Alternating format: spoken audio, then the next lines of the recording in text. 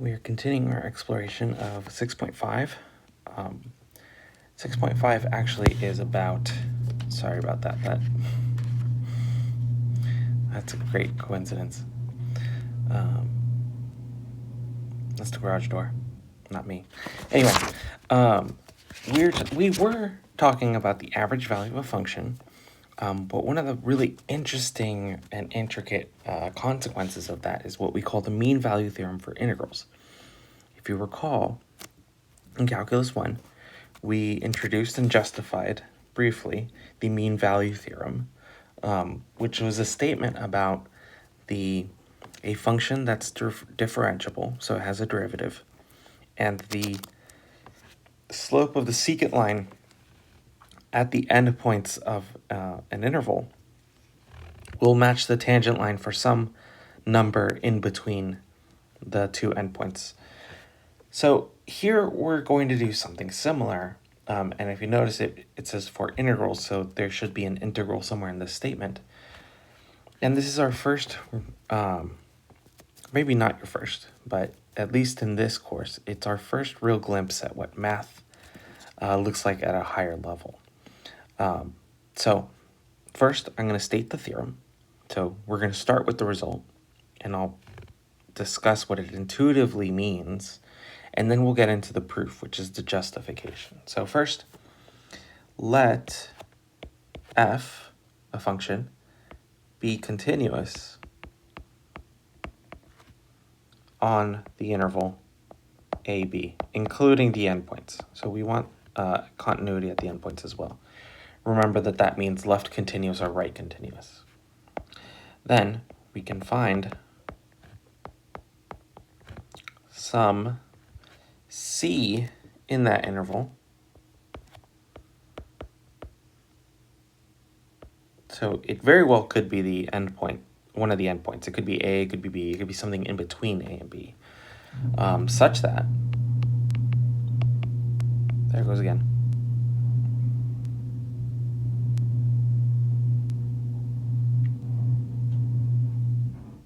Okay, it's done. Such that f of C equals f average, the average value of the function. Now, I want to just briefly write it this way. Equals 1 over b minus a, integral from a to b of f of x dx. So an equivalent way of stating this f of c satisfies this equation, that the integral from a to b of f of x dx equals f of c times b minus a. This is actually pretty remarkable. So let me draw in what we're saying here. So I'm just going to have some example curve with some integral. So here's from a to b. And we know that the integral is actually everything underneath the curve. There's nothing new. So that's this piece right here. Okay, so here's our f of x. Now, what the mean value theorem for integrals says is that this area is equal to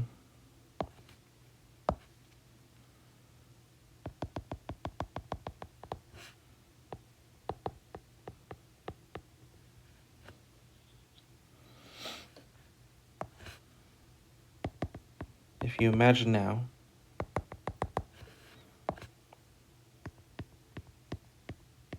this area that I'm shading, it's a rectangular area, is the area under the curve y equals f average.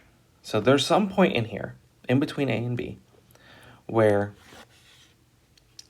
the function value is the average value, and this is really important, this area here which is defined over the same interval, is equal to the area under the curve for the full function. That's actually really remarkable. What we're saying is every integral is exactly equal to this average value times b minus a. So the average value is simplifying the function so that we can get an equivalent area. Now we still have to calculate the integral in the first place, so it's not really that simple, but it is pretty powerful of a result. Okay, at this point, we are now going to discuss the proof. So you may be asking, proof? Proof is, in the colloquial setting, we're saying that we're justifying this result. So we're saying that there is some way to show that this is true. Formally, in math, everything that we want to do that isn't just, from first principles, and that is somehow a result beyond the base knowledge, has to be justified with a proof. And we're not going to get into all the formalism right now, or even a smidge of it, but a well-written proof should have statements that are easy to understand at some level, and each step follows logically from the last one without any lapse in logic. So you're not stating anything that is completely unrelated. It has to directly follow from the last thing you said. So to that end, I'm now going to include the proof. Of course, this uses some really important results that we've already seen. So a more rigorous proof would have whooshed away, or would have actually done the opposite. It would have talked about all the intricate details that go into this. But for our purposes, all we care about is, given that we already know, for example, the results stated in the fundamental theorem of calculus, we can use that. All right, so we begin with the premise, which is let f be a continuous function. And this is true for any function that satisfies the initial conditions, which is any continuous function on some interval, a, b. Okay. And I want to put in parentheses here. That means it's integrable, or has an integral. This is not something that we discuss at this level, but there are functions that are not integrable. That is, they just straight up don't have a Riemann integral. We're not getting into that. By the fundamental theorem of calculus, and you do want to capitalize that because it is the fundamental theorem of calculus,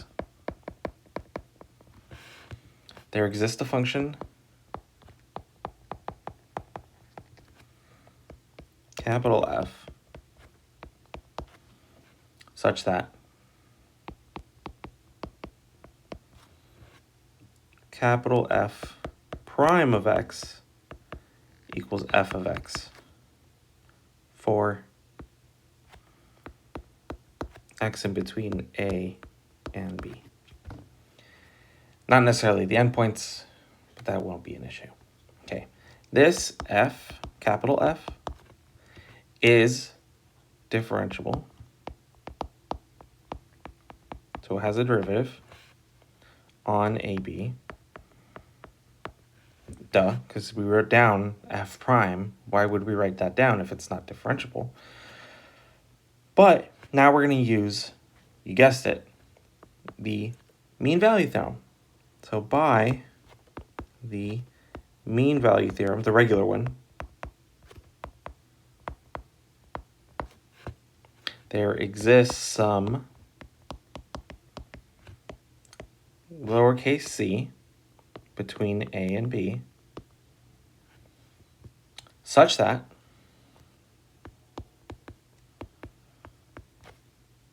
f, capital F, prime of c equals capital F of b minus capital A F of A over b minus A. So this is just using the result of the mean value theorem, specifically with this capital F. Moreover, since f prime of c equals little f of c,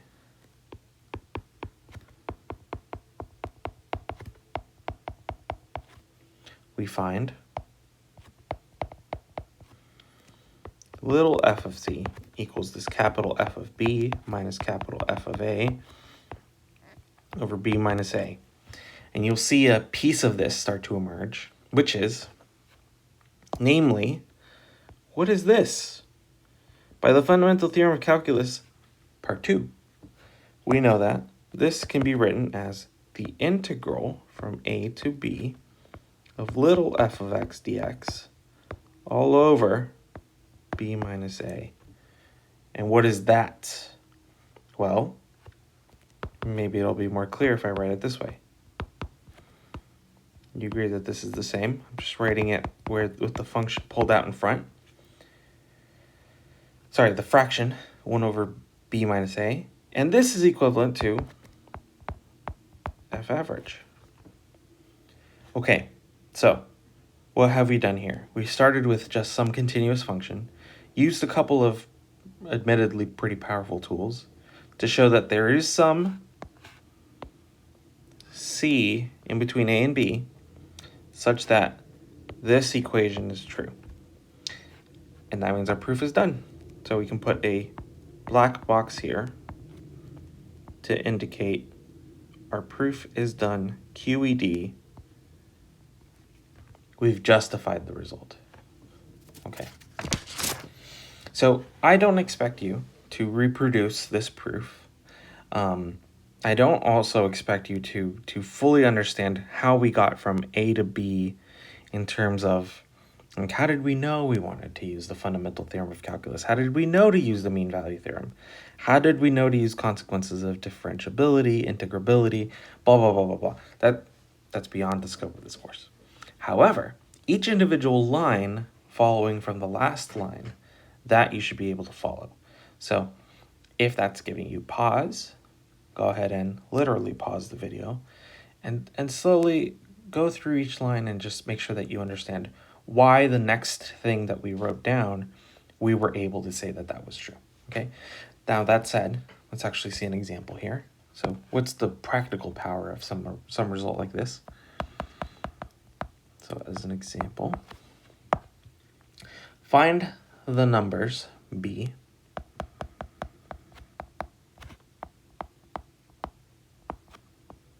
I'm using b as, just some shorthand.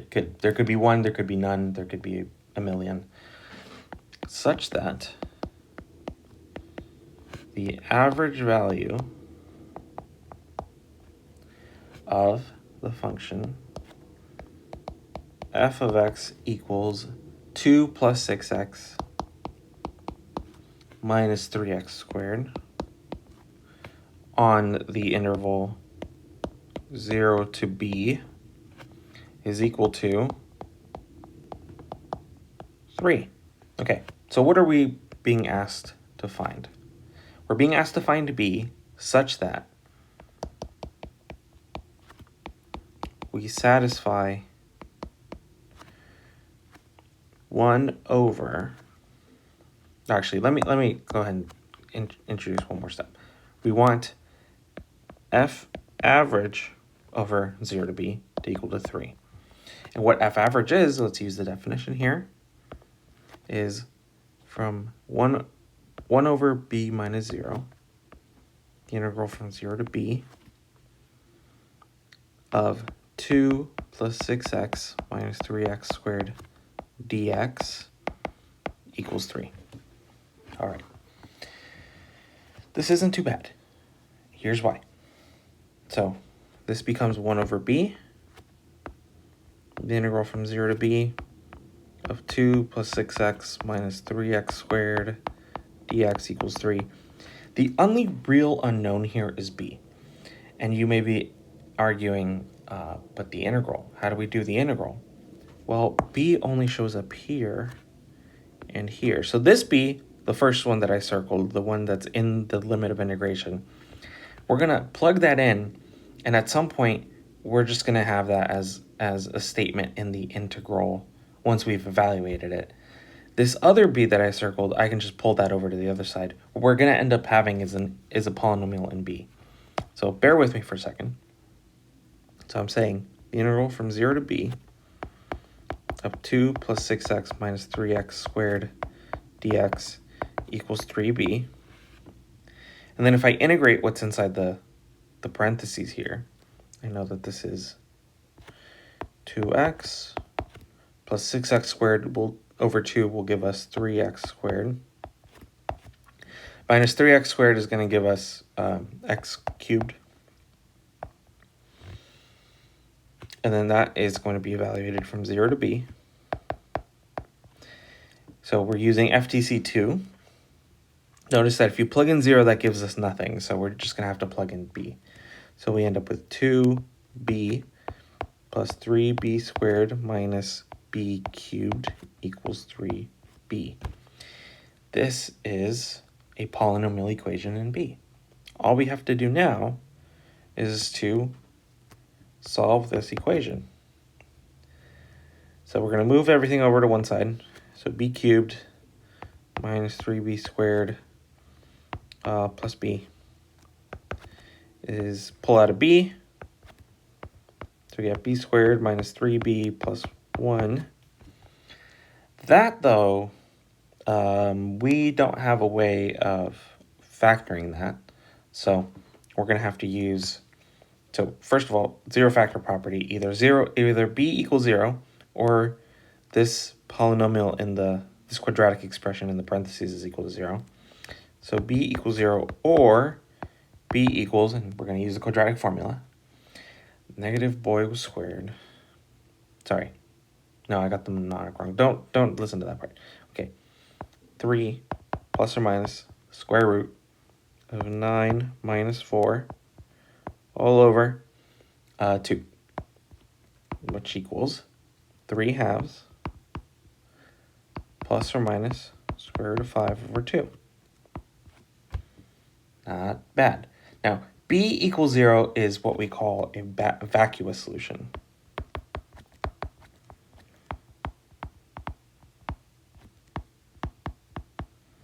What does that mean?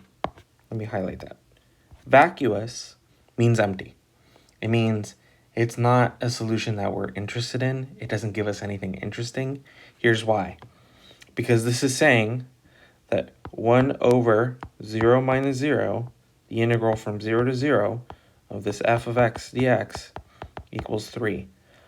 But this isn't defined, first of all. And secondly, the integral from 0 to 0 is nothing. It's not defined. So that just ends up being 0 times infinity equals 3. And we know that that's an indeterminate form. There's nothing really mathematical there that we can say. However, the right choice would be b equals 3 halves plus the square root of 5 over 2. Sorry.